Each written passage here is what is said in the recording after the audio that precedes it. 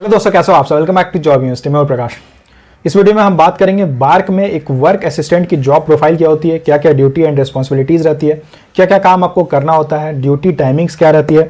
साथ ही साथ बात करेंगे वर्क लोड कितना रहता है, वर्क प्रेशर कितना रहता है, पोस्टिंग आपकी कहाँ होती है, ट्रांसफर से क्या स्कोप होते हैं, और साथ ही साथ जानेंगे प्रमोशंस के क्या चांसेस रहते हैं। तो सारी चीज़ों के बारे में डिटेल में बात करेंगे, तो वीडियो को एंड तक देखना।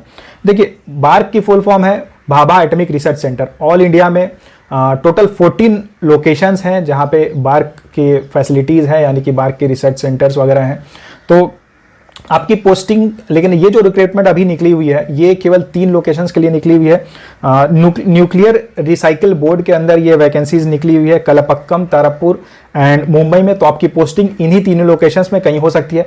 बाद में हो सकता है वो डिसाइड करे तो आपकी ट्रांसफर्स वगैरह कहीं हो सकते हैं, लेकिन इनिशियली जो आपकी पोस्टिंग होगी वो इन्हीं लोकेशंस में से किसी एक लोकेशन में होगी।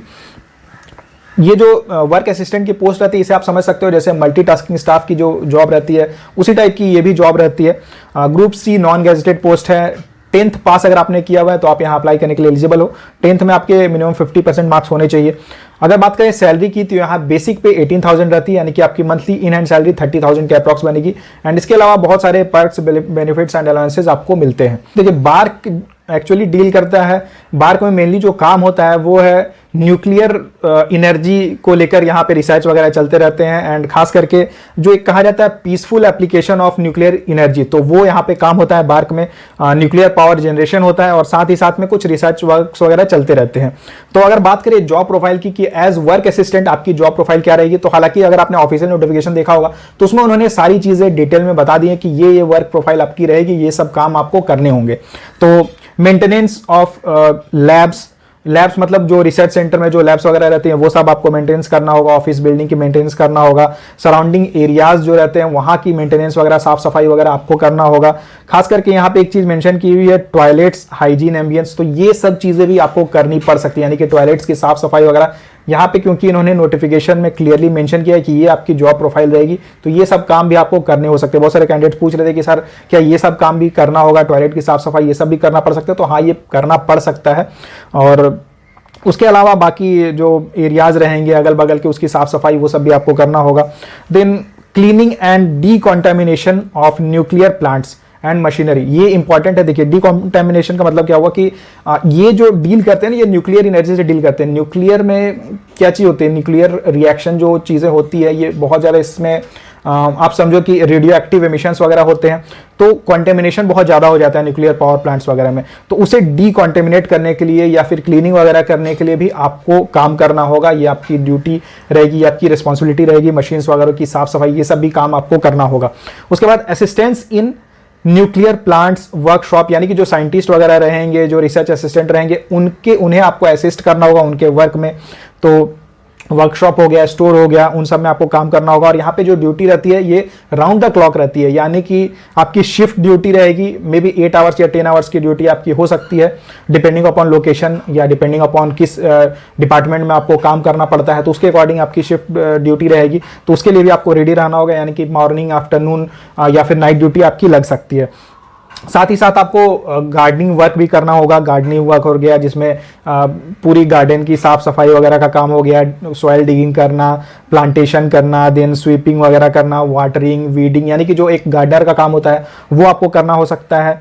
फ्लावर वगैरह की सब मेंटेनेंस वगैरह करना, गार्डन की प्रॉपर मेंटेनेंस करना, सजाना वगैरह, वो सब काम आपको करना हो सकता है। उसके अलावा ऑफिस वर्क में भी जो भी आपके सीनियर आपको कुछ वर्क वगैरह देते हैं तो वो काम भी आपको करना होगा, यानी कि मिसलेनियस जो भी वर्क रहते हैं वो भी आपको करना पड़ सकता है। तो ये है पूरी job responsibilities, duty and responsibilities.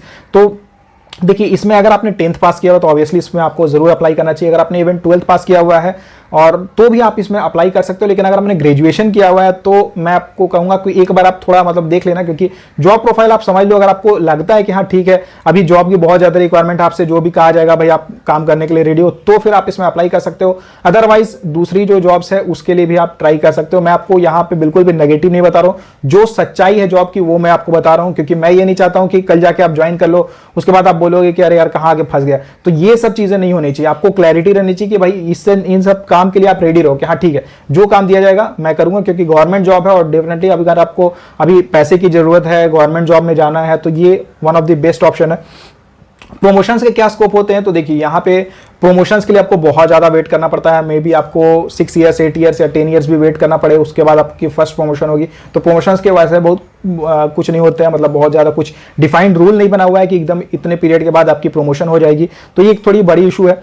लेकिन आपको हर साल आपकी सैलरी इंक्रीज होती है, 3% का आपका एनुअल इंक्रीमेंट हर साल होता है, और साथ ही साथ डीए वगैरह बढ़ते हैं, तो उसके कारण भी आपकी सैलरी अच्छी खासी इंक्रीज होती है एंड फैसिलिटीज वगैरह काफ़ी आपको मिलती है।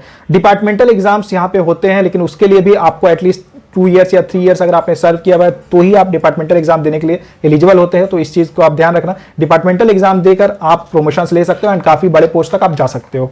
ट्रांसफर्स के क्या पोस्ट ऑप्शन रहती है, तो देखिए नॉर्मली ये होता है कि इसमें बहुत ज़्यादा ट्रांसफर्स वगैरह नहीं होती, यानी कि जहाँ भी आपकी पोस्टिंग हुई तो मैक्सिमम टाइम पे आप उसी लोकेशन में रहोगे।